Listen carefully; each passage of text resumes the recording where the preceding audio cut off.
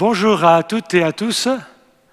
Dans ce beau temple de Corsier, nous sommes assemblés pour cette première rencontre du séminaire « Je suis ton fils, je suis ta fille, je suis aimé du Père ». Bienvenue à vous tous qui vous êtes rassemblés ici et bienvenue aussi à vous qui êtes dans votre salon ou dans un petit groupe en train de nous regarder. Le premier message est intitulé « Père, Créateur, où est ta demeure ?» Les textes bibliques à l'arrière pour ce premier message seront Luc 15, 14 à 17, qui est une partie de cette parabole très connue qu'on appelle la parabole du Fils prodigue et que je trouve très très mal intitulée, donc on va tout de suite la baptiser autrement parce que dans son centre, Jésus veut montrer le personnage central qui est le Père. Il y a deux fils, il y a un Père, et c'est la manière dont le Père rencontre l'aîné et le cadet, ou le cadet et l'aîné dans cet ordre-là, que Jésus veut mettre en lumière pour nous révéler qui est le Dieu qu'il représente et dont il est fils sur terre. Donc moi je l'appelle la parabole du Père prodigieux. Vous êtes d'accord de prendre ce nouveau nom de baptême? Le Père prodigieux. Et je prendrai aussi à l'arrière, et je citerai le texte tout à l'heure, la maison du Père que l'on trouve dans Jean 14, 1, 9, avec ses nombreuses demeures que Jésus vient préparer pour chacun et chacune d'entre nous. Alors, j'aimerais commencer par affirmer un tout petit peu, brutalement peut-être, mais 4 vérités ou 4 piliers sur lesquels on va construire. Ces vérités ou piliers sont facilement contestés, donc je ne vous demande pas de les accepter d'emblée. On va les laisser raisonner, on va construire et on va laisser le Seigneur nous rencontrer et nous convaincre que ces piliers sont corrects. Le premier pilier, c'est Dieu est amour. On trouve cela en 1 Jean 4, 8 et 1 Jean 4, 16. Dieu est amour. C'est qui il est dans sa nature profonde, même si c'est contesté. Et ce n'est pas juste un amour réduit, restreint, c'est un débordement, c'est un jaillissement de vie, c'est un remplissage, tout ce qui est vide, il aimerait le remplir, il a une quantité en réserve, il est un fond, il n'a pas de fond à son amour, il est un réservoir sans fond, c'est illimité, car Dieu est Dieu. C'est infini. Dieu est amour. C'est attesté par l'Écriture. Le deuxième, Dieu a créé l'univers par amour. C'est la seule raison, et il n'y en a pas d'autre. On pourrait dire c'est pour rien, si ce n'est d'avoir des êtres humains à aimer et de recevoir leur amour, parce qu'ils sont tellement bénis qu'ils trouvent que la meilleure chose à faire, c'est de dire « je t'aime, c'est trop bon d'être avec toi ». Donc, toi tu existes, chacun de nous existe uniquement par un choix d'amour. On le voit même dans la forme dont l'humanité se multiplie, c'est que finalement chaque bébé dans le projet idéal, il existe parce qu'il y a 2 parents qui s'aiment, et puis que dans cet amour, ils désirent l'ouvrir à un 3e, et ils donnent existence à un bébé qu'ils vont aimer. Il vient à l'existence comme fruit de leur amour. Et le Père et le Fils et le Saint-Esprit, la Trinité, c'est un peu comme ça. Il fait exister le monde et toi par amour. Le troisième pilier, c'est que celui qui crée, c'est déjà le Père. Il est le Père de sa création. Dans Genèse 1, comme vous le savez, dont je pose des bases, il crée par la parole et par l'esprit. Et la parole annonce déjà celui qui est la parole de Dieu, l'expression de tout ce qu'il a toujours voulu dire au monde, et qui est Jésus-Christ, la parole incarnée. Et puis il crée aussi par l'esprit, c'est son souffle. D'ailleurs, je dis des fois aux gens, essayez de parler sans souffle. Vous pouvez même faire l'expérience chez vous, à la maison ou bien ici. Parlez un peu, mettez votre main devant la bouche et puis parlez, dites quelque chose. Dites Dieu m'aime, je t'aime, je suis content d'être là, si c'est vrai. Essayez de voir, parlez, voir devant la bouche. Vous sentez le souffle? On ne se rend pas compte que quand on parle, il y a des jets de souffle qui viennent. Quand Dieu parle, il y a toujours des jets d'Esprit Saint. Il n'y a pas une parole de Dieu qui ne vient pas avec l'Esprit Saint. Alors, on va en parler du Saint-Esprit parce qu'aucune parole n'a de l'effet sans l'Esprit Saint. Donc c'est le Père, il crée, et tout ce qu'il fait, c'est toujours par le Fils. Et c'est toujours par l'Esprit, comme avec les deux mains. Ça, c'était le troisième pilier. Le quatrième, Dieu nous rencontre dans son amour, mais il rencontre aussi le mal dans le monde avec amour.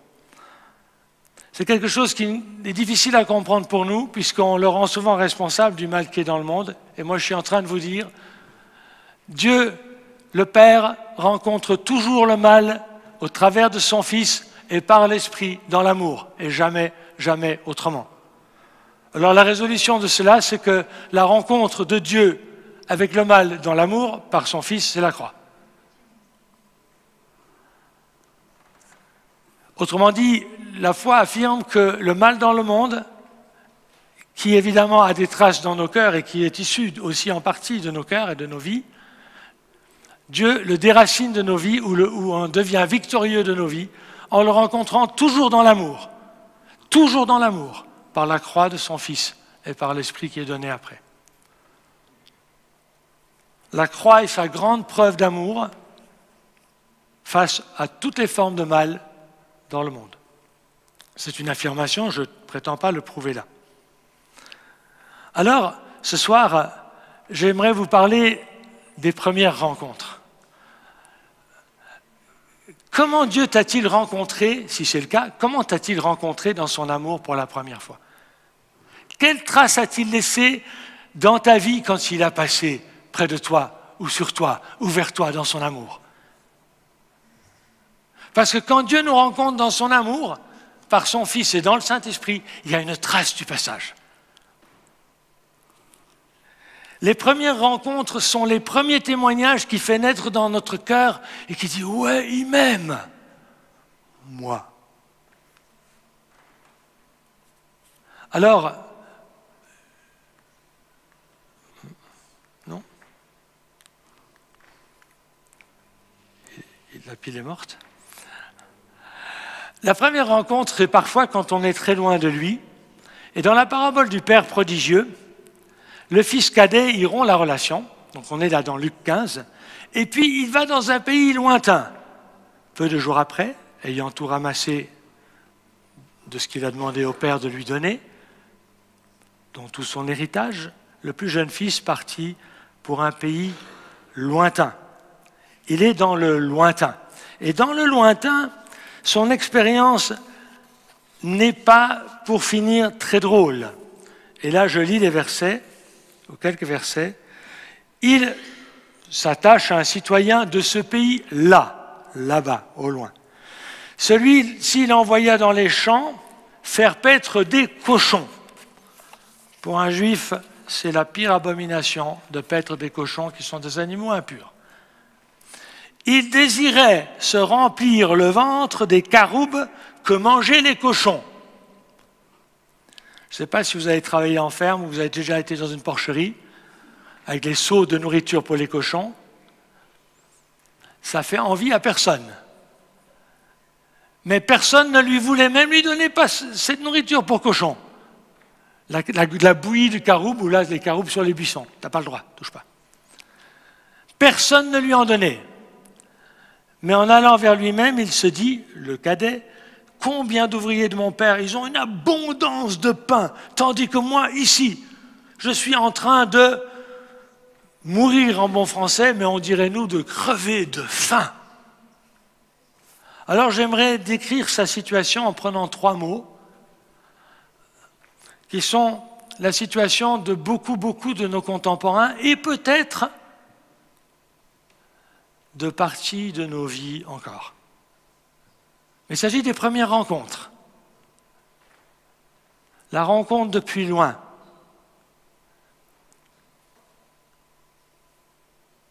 Quand le père le voit, le cadet, il est dans quel état? L'état que je viens de décrire.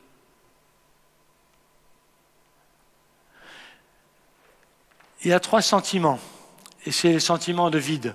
La solitude, l'abandon, et puis l'angoisse. D'abord, il est vraiment tout seul. Vous le savez ou vous ne le savez pas, j'ai lu récemment une étude faite statistique aux États-Unis qui parlait d'une pandémie de la solitude. J'ai aimé le mot et je l'ai trouvé terrifiant. Une pandémie de la solitude. Une galopade de contagieux de solitude. Et l'étude montrait que plus on était connecté, plus le sentiment d'être seul, isolé, d'avoir un cœur isolé, de n'avoir pas des relations profondes, significatives, plus ce sentiment était fort. En tout cas, le cadet qui a tout dépensé, c'est clair que tous les amis sont partis. Mais étaient-ce des amis? Pour moi, un ami, c'est celui qui entre quand tout le monde est parti. Mais les faux amis, c'est ceux qui partent quand il n'y a plus que des manques, des vides et des problèmes. Mais rappelons-nous, hein, Dieu veut rencontrer ces humains avec amour, même comme un ami. Et là, il va entrer quand tout le monde est sorti. Jésus entre quand tout le monde est sorti. Ah, c'est une bonne parole. Alors, il est vraiment tout seul. Il n'y a plus personne. Il y a un pays lointain, même le patron, on ne le voit pas, il est avec des cochons.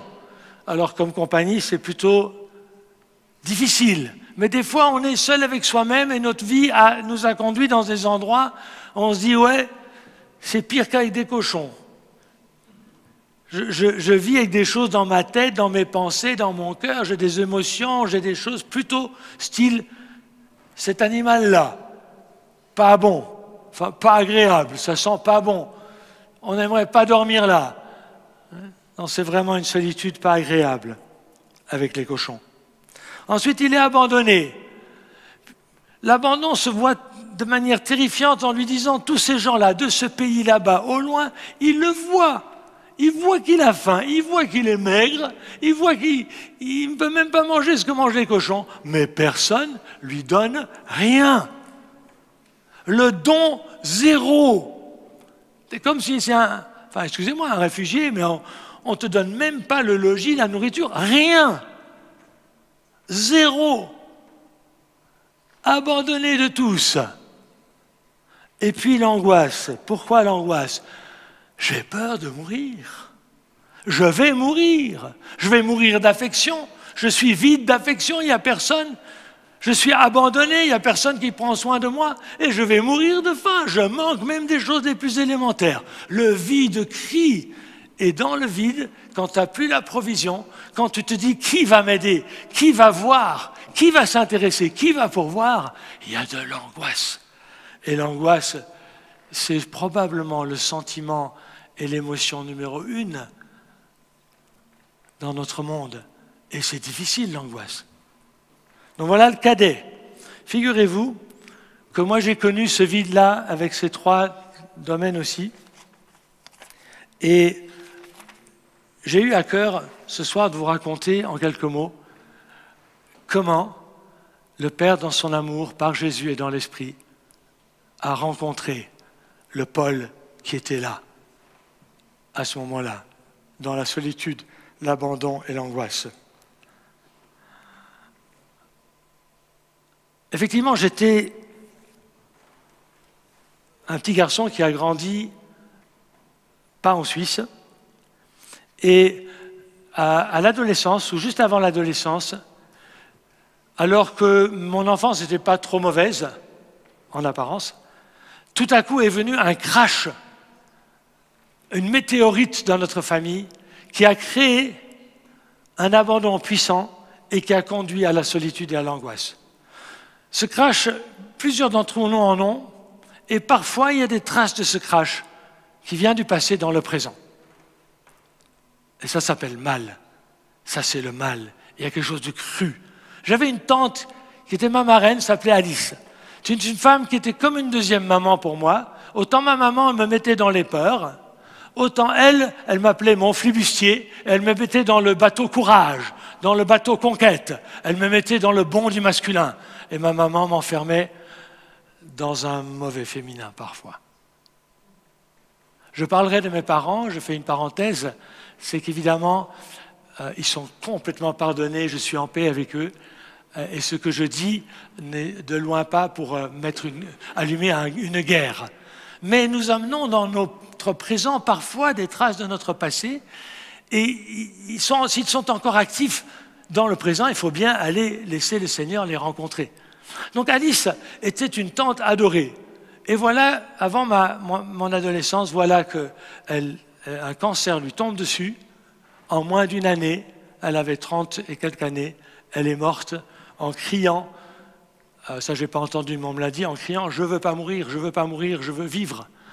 Elle aimait la vie, elle était pleine de vie, et je l'aimais pour tant de vie qu'elle avait. Mais elle est morte en moins d'une année. Et ça a créé quelque chose de terrible.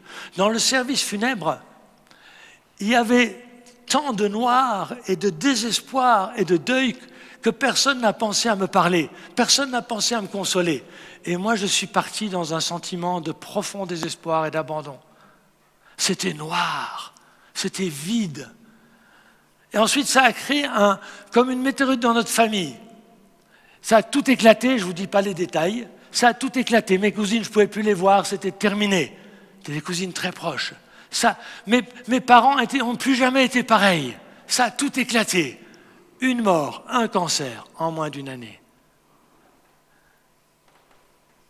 Et mon cœur profond, je l'ai fermé à mes parents, aux autres. L'abandon a créé une angoisse de mort et une solitude que j'ai choisie, mais je ne me rendais pas compte.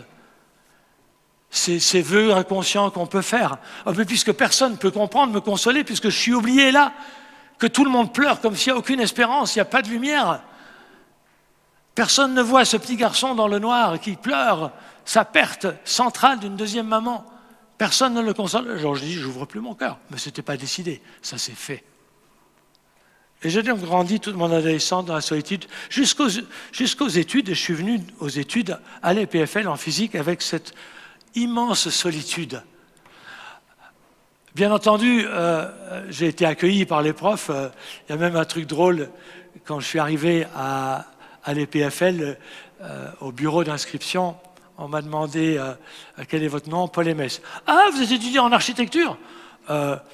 Non, moi en physique. Ah, vous êtes en troisième année? Non, en première année. Ah, vous êtes luxembourgeois? Oui. Mais alors vous êtes en architecture? Non, je suis en physique. Mais à l'EPFL? Oui. Alors, ils ont regardé le fichier, il y avait un autre Paul Aimès luxembourgeois qui était en troisième année d'architecture. Ça, c'est rare, hein, il y a 400 000 luxembourgeois, 2 Paul Aimès.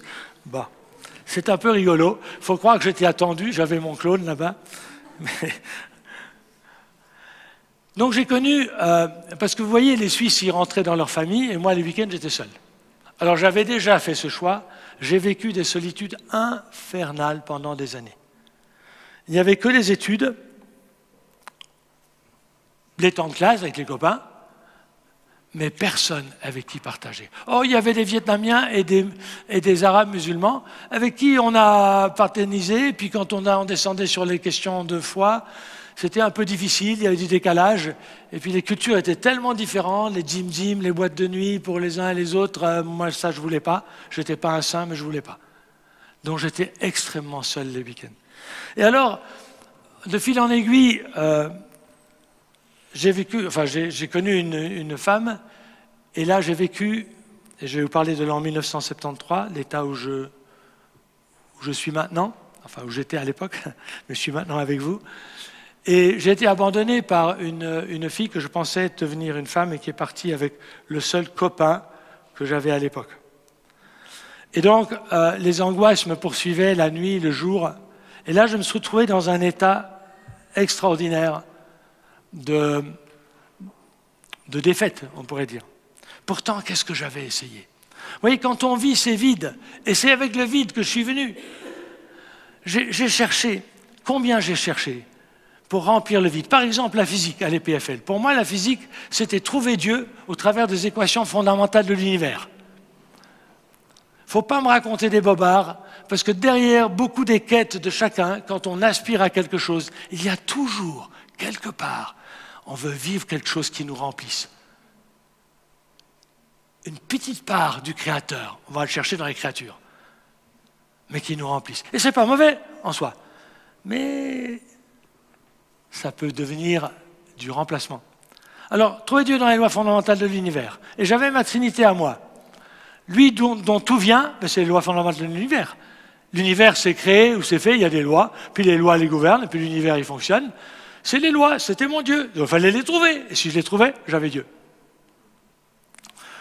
Et je cherchais une loi unique. Donc j'étais dans cette recherche que toutes les lois convergent vers une seule loi. On unifie les forces.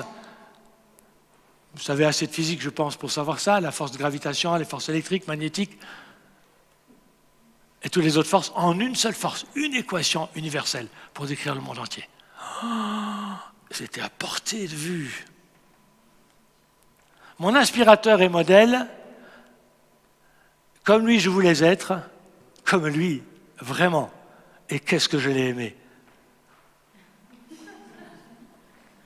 Je l'aime toujours, mais c'est plus mon sauveur. Et si je pouvais le rencontrer, j'aimerais bien avoir une conversation avec lui.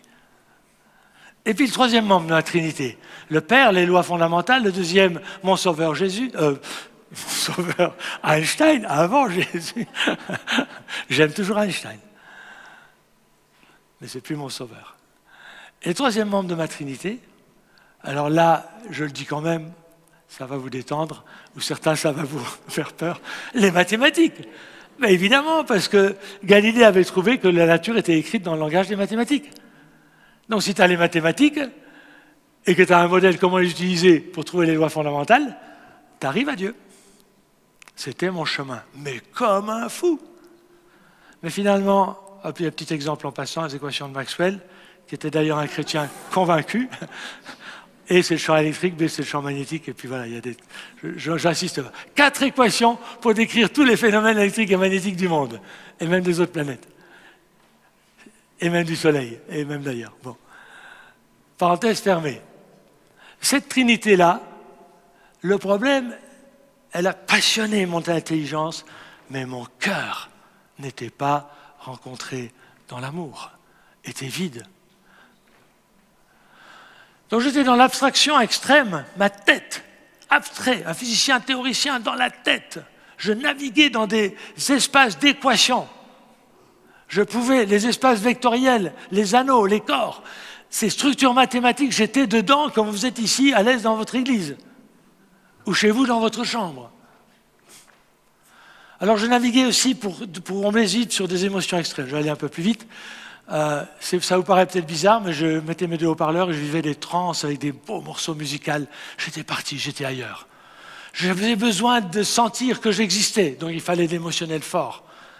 J'avais des romans d'amour puissants, j'ai essayé. J'avais tellement besoin de me sentir amoureux, j'étais tombé amoureux de l'amour et des romans d'amour. Je cherchais, comme j'avais cette angoisse forte dans le cœur quasiment tout le temps et surtout les nuits, j'allais voir des films japonais et autres les plus angoissants possibles, pire que mes angoisses, comme ça, si c'était top angoissant là, mes angoisses réelles se calmaient un tout petit peu.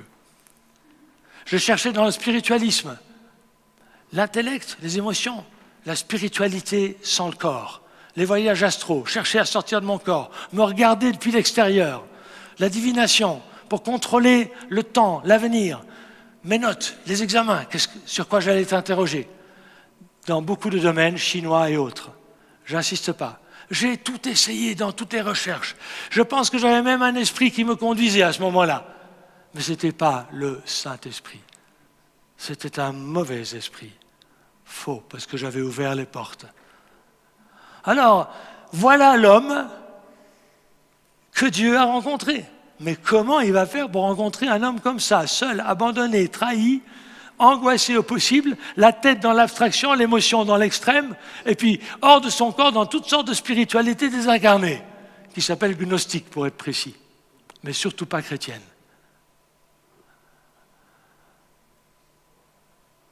Il m'a rencontré dans son amour.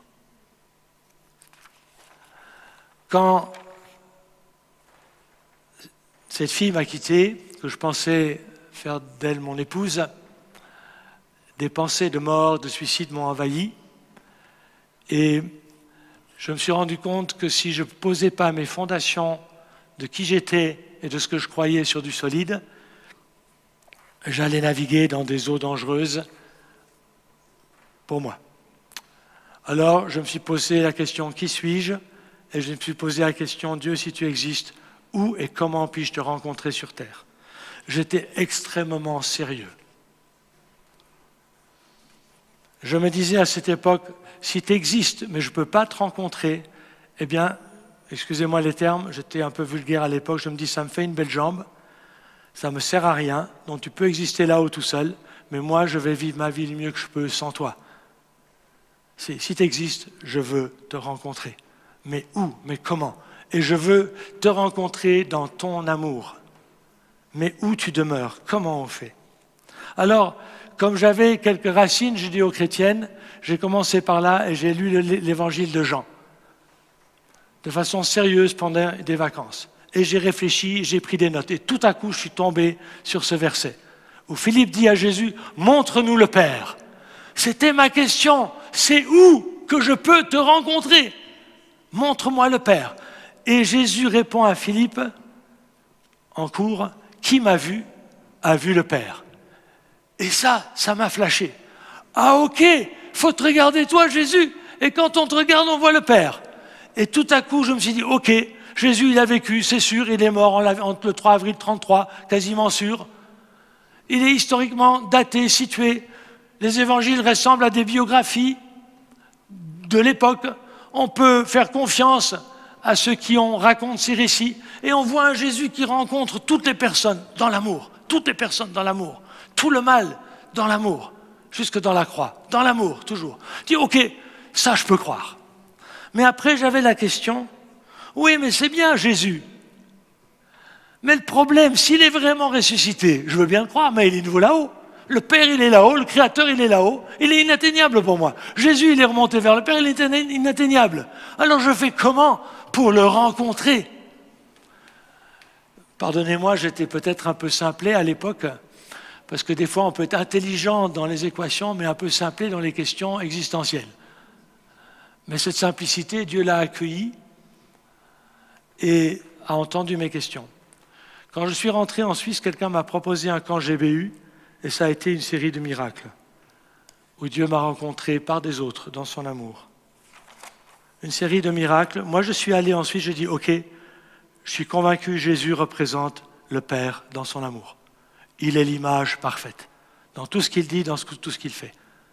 Mais je dis, où? Comment? Jésus est le Père. Et alors, ils m'ont invité à un camp, groupe biblique universitaire de l'Uni, à Florence. Et dès que je me suis assis dans le train, l'amour a commencé à me bombarder. Enfin, je m'explique. Je suis assis dans un compartiment et voilà qu'il y a des gens qui se sont intéressés à moi. L'homme bizarre que j'étais, abandonné, trahi, seul, pas l'habitude de relation. Et ils m'ont posé des questions et ils m'ont écouté. Et je voyais dans leurs yeux qu'ils m'aimaient sans condition. Ça a fait un premier impact extrêmement fort. Ensuite, dans le camp, j'ai vu ces gens, ils chantaient des chants. J'avais déjà été dans des réunions d'église, on chantait des chants, mais là, dans les chants, à la guitare, c'était dans les années 73, 74, là exactement, 74, il y avait quelque chose qui s'est passé, l'atmosphère était changée, la présence de Dieu. Oh, je ne savais pas, c'était un mot que je ne connaissais pas, mais il y avait quelque chose. Il était là. Il est là. Il y a quelque chose de spécial là. Et puis alors on étudiait la parole, la Bible. Et là, on a étudié Romains 8, entre autres. Et on parlait du Saint-Esprit. Mais c'est quoi le Saint-Esprit?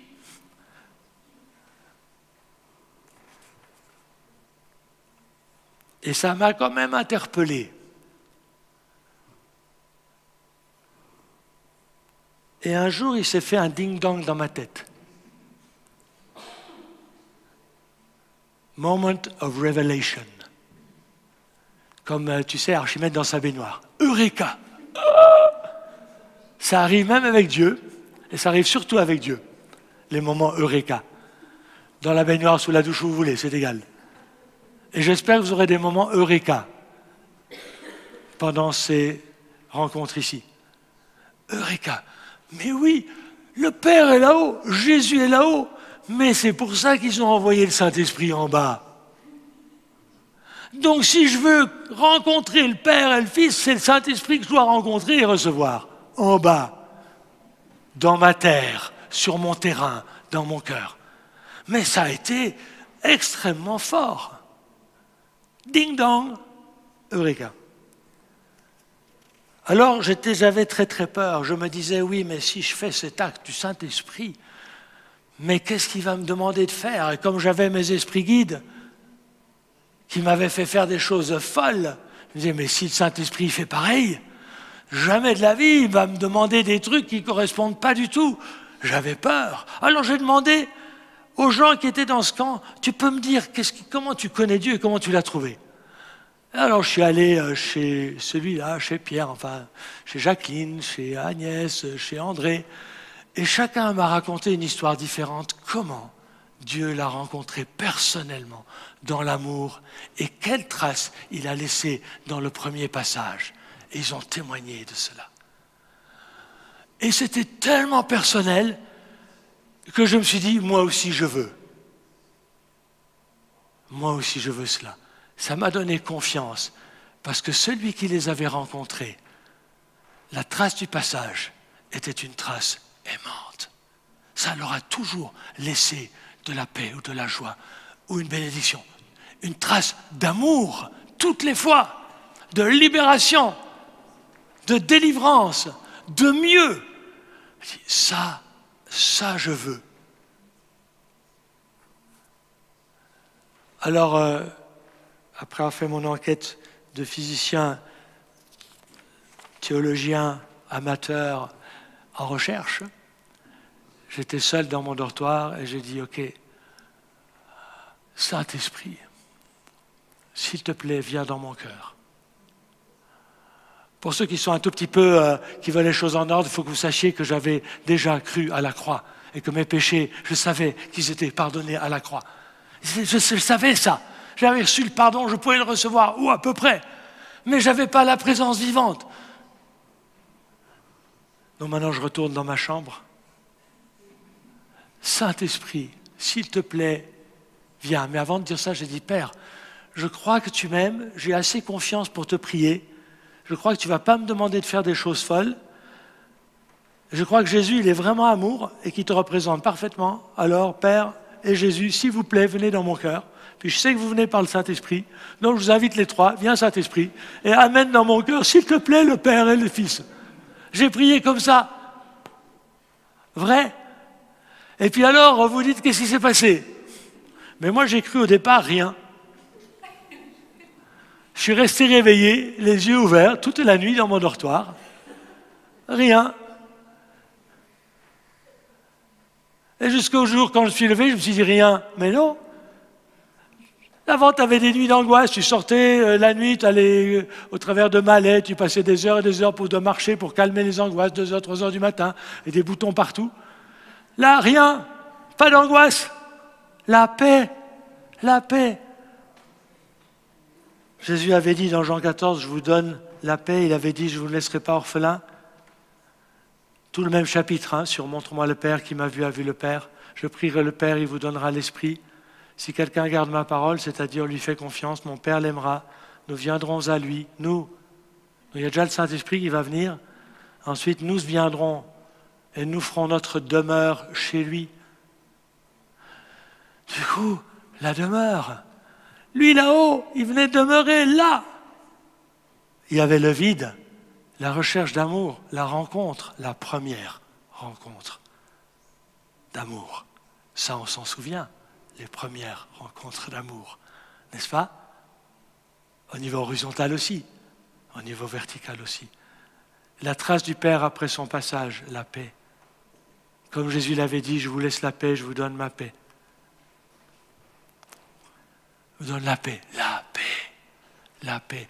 Dans tous les endroits d'abandon, de solitude, le Père a commencé à les rencontrer dans son amour. Sans jugement, sans rejet, sans condition. Le gars perdu dans ses abstractions, ses théories. Le gars perdu dans ses excès émotionnels. Sans émotion, sans grande théorie. Le gars perdu dans ses expériences, sortir du corps. Je ne suis pas sorti du tout. Je suis resté dedans, dans mon corps. Mais allongé. Pas de picotement, pas de truc, pas de machin. mais la paix, il nous rencontre. Il te rencontre. Et peut-être il y a des endroits encore où tu dis, mais moi je suis seul dans mon cœur, je n'ai pas ces vrais amis. Moi l'amitié avec Dieu et avec Jésus, je ne connais pas encore bien. Moi, je ne sais pas si j'ose exposer ces endroits de mon cœur où j'ai peur de faire confiance parce qu'il pourrait, s'il vient si près et si profond, il pourrait me faire faire des choses que je n'aimerais pas. Donc, je n'ai pas confiance dans son amour. Les endroits de solitude, on en trouve même chez les chrétiens. Et c'est pour ça que je pensais juste adresser cette première rencontre aussi à nous qui sommes là. Et je peux aussi me parler en moi-même, il y a des endroits où je suis encore en route, même si là, les grosses couches ont été rencontrées. Parce qu'après, vous savez, et je terminerai par là, ensuite on priera, après, vous savez, c'était incroyable. J'étais né dans la famille du ciel, qui avait fait demeure sur la terre dans Petit Paul. Paul veut dire petit, donc je devrais dire juste Tire Paul. En latin, Paul veut dire petit. Et puis tout à coup, j'étais dans une famille dont tous ceux à qui je demandais le témoignage, qui m'avaient accueilli, c'est devenu mes frères et sœurs, ma famille. Et la Bible, qui était la parole un peu fermée et scellée, je l'ouvrais, il parlait, et c'est comme s'il avait mis du souffle. Il gonflait mes pneus, et je commençais à rouler. Du jour au lendemain, c'était la révolution pour moi.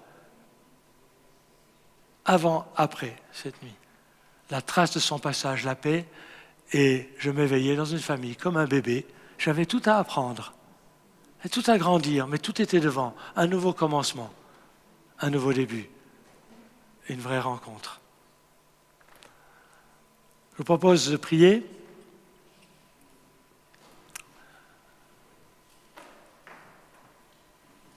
Père, je te remercie parce que tu as choisi dans tous tes actes de toujours nous rencontrer dans ton amour. Et quelles que soient les circonstances, l'état où on est, les douleurs de notre cœur, les manques d'amour et les vides qui sont encore là, les solitudes et les abandons, les catastrophes qui ont passé par notre vie, tu nous rencontres toujours en Jésus, dans l'amour, et tu le déverses en nous par le Saint-Esprit.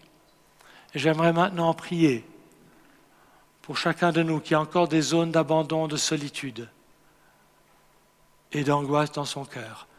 J'aimerais libérer ta paix, Jésus. J'aimerais te prier, Saint-Esprit, de venir toucher ces endroits. Que ta paix pénètre, ta paix, Jésus-Christ, ta paix, Père, la paix d'être en sécurité d'amour, la paix que tu peux venir tel que tu es et que tu es aimé, parce qu'il te rencontre, non pas dans le jugement et le rejet, mais dans l'accueil. Et il commence à pénétrer ta vie, là où tu es. Et si tu as des doutes, et si le mal se dresse dans ton cœur et se dit, oui, mais j'ai fait cela, on m'a fait cela, sache que Christ a pris tout mal pour toi dans sa croix. L'amour de Dieu à la croix a vaincu ton mal et t'en libère. Donc tu peux le poser là. Tu peux te décharger là. Tu peux le confesser là. Le reconnaître. Tu n'en ressortiras pas rejeté ni brisé, mais accueilli, guéri et en paix. Et si tu as à pardonner à quelqu'un, Jésus t'en donnera la force. J'ai dû pardonner à ma tante, ce qui paraît bizarre, parce que ce n'était pas sa faute, mais d'être parti et de m'avoir laissé. J'ai tant souffert d'abandon, de solitude et d'angoisse à partir de cet événement. J'ai dû pardonner à mes parents n'avoir pas compris, entendu le cri du petit enfant. Et parfois, on pense que Dieu n'entend pas le cri, qu'il n'a pas vu, mais il y avait un temps pour y répondre. Il y a un temps pour répondre à ton cri. Peut-être ce temps, c'est ce soir. Et il répond à ton cri d'angoisse et de solitude. Je vous bénis, vous tous ici, vous tous qui êtes avec nous et nous regardez. Je vous bénis de la paix de Jésus. que la paix de Christ soit libérée dans votre cœur. Laissez-vous rencontrer par un Père qui vous a créé et qui vous aime. Amen.